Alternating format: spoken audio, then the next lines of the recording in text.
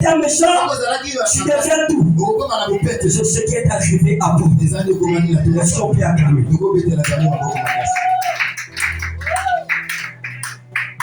Paul, il enseigne les enfants de Corinthe. Ne gérez pas les critiques. Ne gérez pas les critiques. Paul, il exhorte les enfants de Corinthe de ne pas gérer la mamoumou que les apôtres faisaient. Parce que Paul savait que lui il sait le vrai Dieu. Mais malgré tout, à l'égard des apôtres qui étaient à Corinthe, ils se confiaient pour rien. En réalité, ils savaient que Paul, il avait Dieu.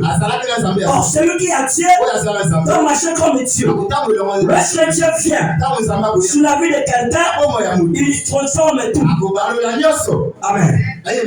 Un serviteur de Dieu qui est méchant, un serviteur de Dieu qui est resté le même hier, aujourd'hui, éternel, depuis qu'il était né, même s'il a connu Dieu, même s'il a connu Dieu, sa vie n'a pas transformé. Sachez-le que cet homme, sachez-le que cet homme n'a pas Dieu. Celui qui a Dieu, ça se voit. Celui qui a Dieu, dans lui, il a tout. Celui qui a Dieu, dans lui, il est un. Raison pour laquelle Paul ne voulait pas se montrer. Paul, il est basé sur les Écritures.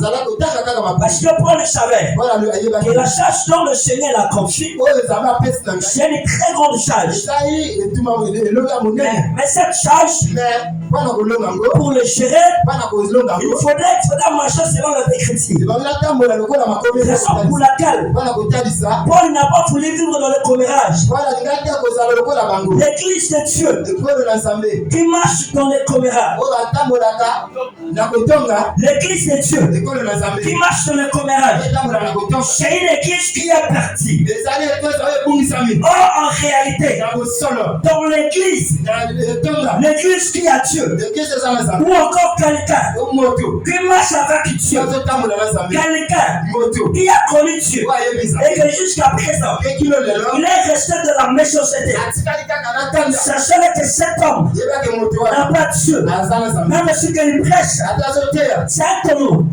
Celui qui a Dieu, dans lui, il change automatiquement sa façon de parler, sa façon de regarder, sa façon de faire, tout change.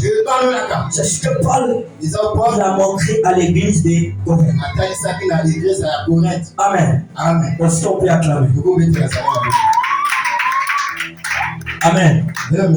Ta façon d'acclamer, ça me dit quelque chose. On dirait il y a quelque chose qui ne va pas. Amen. On dirait il y a quelque chose qui ne va pas. Est-ce qu'il y a quelqu'un qui peut me pousser encore à monter? Moi, quand je prêche, quand tu me donnes les amens, quand tu me donnes et que tu me donnes les amens, cela me pousse aussi d'aller au-delà.